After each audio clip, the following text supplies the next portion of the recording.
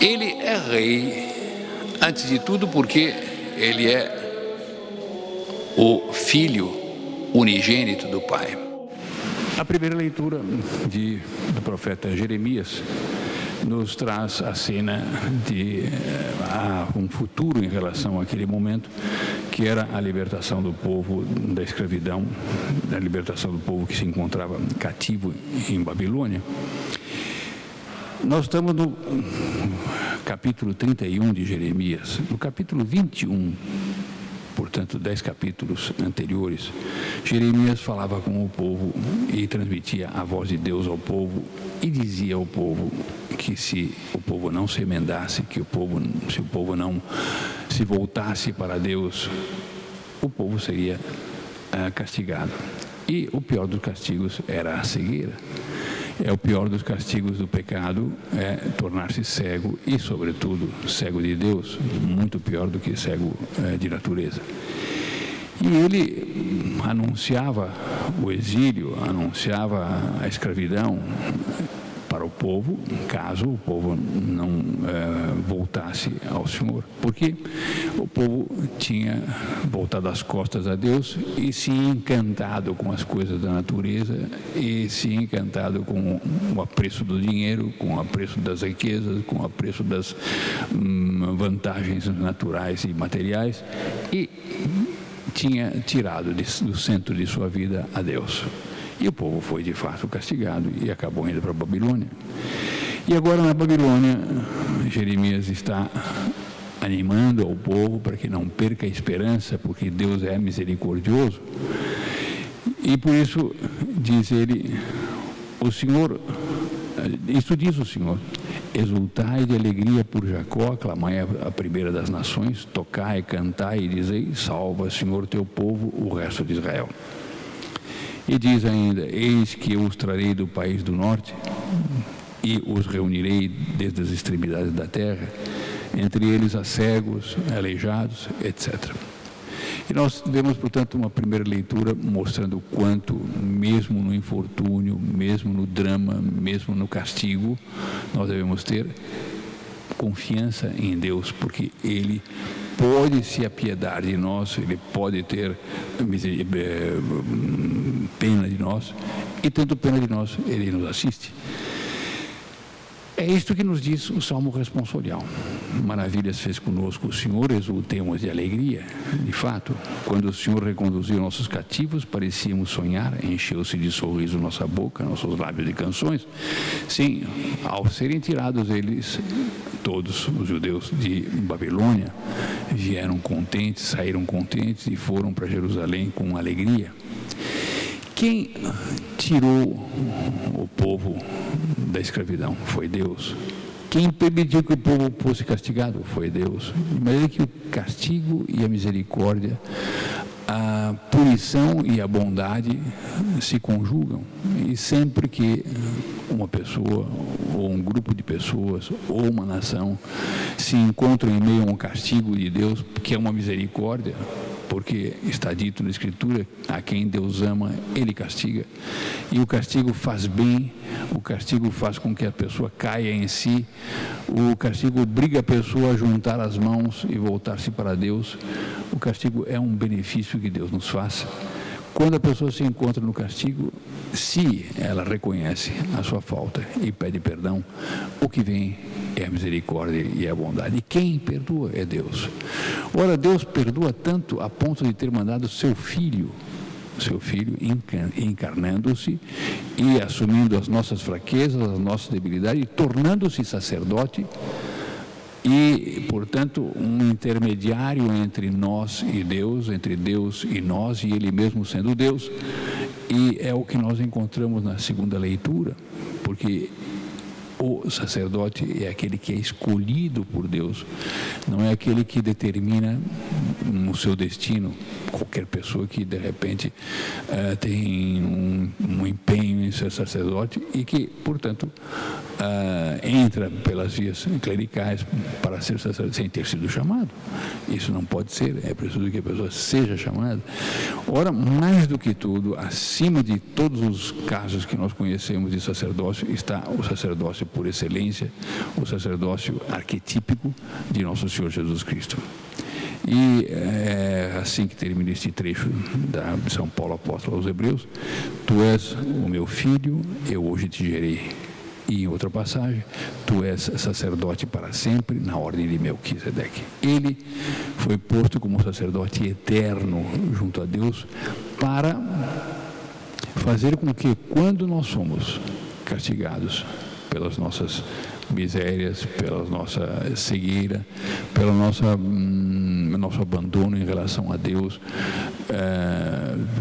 tirando Deus do centro, portanto, quando nós pecamos e o castigo nos vem, Ele é quem nos dá a graça para suportar bem o castigo e para nos convertermos e para pedirmos perdão. E Ele é quem obtém esse perdão, Ele é quem nos dá esse perdão. E por isso a liturgia hoje, depois destas leituras e salvo responsorial, nos traz à lembrança esse fato do cego Bartimeu. Naquele tempo, Jesus saiu de Jericó, junto com seus discípulos e uma grande multidão. O filho de Timeu, Bartimeu, cego e mendigo, é terrível. A cegueira física é tremenda, porque a pessoa tem de estar constantemente na dependência de outros, porque ela não tem possibilidade dela mesma poder se deslocar de um lado para o outro, porque ela não conhece os caminhos, ela não vê, não tem luz. Nós, às vezes, nos encontramos em situações de trevas. Pode acontecer de numa estrada deserta, se é que estrada, às vezes caminho de terra, uma estradinha de terra, e numa noite escura, onde não estão nem lua, nem as estrelas, e tudo tomado de nuvens, e nem sequer raios para nós percebermos de vez em quando, através dos relâmpagos, uma noção de onde estamos. Se nessa circunstância, estando nós de carro, a parte elétrica do automóvel entra em pane, o que acontece? Nós ficamos numa escuridão tremenda e temos dificuldade de progredir dentro dessa estradinha que nós não conhecemos e não vemos nada. As trevas são terríveis, é uma dor, é uma pena tremenda que sofre o homem no meio das trevas. Ora, o cego vive em trevas permanentes. As trevas lhe acompanham por toda parte, quer ele durma, quer ele esteja acordado, ele está constantemente em trevas, ele não consegue se movimentar a sós, ele não sabe onde está, ele não sabe o que circunda ele não sabe o que distância existe entre ele e onde ele quer chegar, ele não tem ideia se ele vai encontrar escada, se vai encontrar um precipício, se vai encontrar, não tem ideia de nada, porque não vê nada. Então ele ou se adestra com uma bengala toda especial e assim mesmo correndo um risco tremendo, ou ele vive na dependência de um outro, mas nunca ele consegue ver a beleza da natureza ou a feiura também. Ele não consegue ver nada, é terrível a cegueira. E não tem meio de trabalhar, como vai trabalhar um cego, pois o principal de suas habilidades, seja esta ou aquela, o principal de suas habilidades está na vista, porque ele precisa da vista a todo custo. Este cego, Bartimeu, provavelmente cego de nascença, o que é terrível. Não sei o que poderá ser mais terrível, ser cego de nascença ou perder as vistas a certa altura da vida. O que é certo é que a cegueira é um tormento, é um sofrimento não pequeno. E este cego vive de esmolas. Ele mais ou menos sabe o que está se passando em torno dele pelo ruído ele aguçou a capacidade auditiva dele para poder, assim, se ver melhor nesses ou naqueles ambientes e ter uma certa intuição do que está acontecendo. E ele, cego Bartimeu, está sentado ao caminho, pedindo esmolas, e começa a ouvir à distância passos em quantidade, vê que se trata de uma multidão, e ele pergunta, porque está sentado à beira do caminho, e pergunta certamente o que estava acontecendo. E dizem a ele: Jesus, o Nazareno, está passando por aqui. Ele não pensou duas vezes, ele imediatamente começou a gritar: Jesus, filho de Davi. Filho de Davi era o título que se dava ao Messias. Nosso Senhor sempre reprimia os que lhe chamavam de Messias, por uma série de razões. Entre elas estava que os judeus tinham uma concepção a respeito do Messias completamente equivocada. Eles davam um caráter, um cunho político à figura do Messias, e Nosso Senhor não queria ser confundido com esta interpretação errônea sobre o Messias, e por isso impedia que as pessoas o chamassem de Messias. E outra razão era a de que ele também sabia que, levando o título de Messias e reconhecendo o título de Messias, acirrava ainda mais o ódio dos fariseus. Entretanto, como ele está indo para Jerusalém, ele vai para ser morto, e não há mais essa necessidade dessas prudências todas. Ele não diz nada, ele ouve aquilo, e o grito de Jesus, filho de Davi, tem piedade de mim, causa espécie na multidão que cercava Nosso Senhor. E vários chegam para o cego e dizem: fique quieto, cale a boca, se você está atrapalhando, olha, não perturbe. E ele, que fazia? Gritava ainda mais.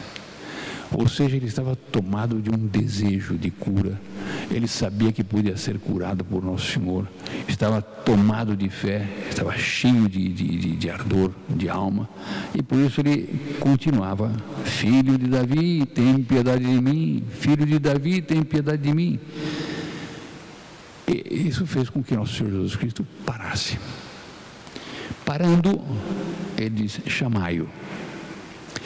É tal o desejo dele ser curado, é tal o desejo dele ver, é tal a fé que ele tem em Nosso Senhor Jesus Cristo, e como única solução para o caso dele, porque onde existe uma operação para devolver as vistas naquele tempo, os gregos tinham avançado muito em operações cerebrais, mas como fazer um transplante de vista naquele tempo?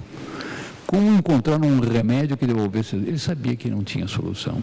O único caso, a única solução para ele era o milagre. E ele então, chamado, o que faz? Aí alguém com caridade diz: coragem, levanta-te, Jesus te chama. Ele tomou o manto dele e jogou fora. Jogou. Ele não sabe onde é que ia ficar o manto, nem nada, estava pouco preocupado com o manto, que ele queria encontrar com o Nosso Senhor e se aproximar de Nosso Senhor. Jogou o manto, deu um pulo, também não foi se arrastando, deu um pulo e foi até Nosso Senhor. Conduziram ele até Nosso Senhor. Nosso Senhor perguntou a ele: que queres que eu te faça? Ele responde: mestre, que eu veja. Utvidiam, que eu veja, que eu passe a ver. Muito provavelmente que ele era cego de nascença, senão ele teria pedido que eu retorne a ver, mas ele não diz retorne, ele diz que eu veja. Nunca tinha visto, ele nunca tinha tido a possibilidade de contemplar o mundo exterior, nada. Mestre, que eu veja. Jesus disse: vai, a tua fé te curou. E ele, no mesmo instante, recuperou a vista e saía contente pelo caminho para seguir Nosso Senhor. Esta liturgia toda, que começa com esta leitura de Jeremias, e que nos mostra como o povo recupera a luz pelo fato de retornar à terra prometida, pelo fato de retornar a Israel, retornar a Jerusalém, reconstruir as muralhas, reconstruir o templo. Isto é uma retomada da luz que a escravidão na Babilônia tinha roubado. O salmo que nos mostra a beleza da retomada da luz, quando estes deportados, quando estes escravos em Babilônia voltam à liberdade, é uma imagem do poder reenxergar, do poder rever. E São Paulo, que nos mostra o quanto é possível recuperar as vistas e o quanto é possível recuperar tudo que se perde e sair dos dramas nos quais nós possamos estar metidos, confiando no sacerdote eterno que temos junto ao nosso Senhor Jesus Cristo. E agora este Evangelho nos mostra como a cegueira é terrível, mas também o quanto ela é terrível, grandioso é o milagre de dar as vistas a quem nunca as teve. Louvado seja nosso Senhor Jesus Cristo.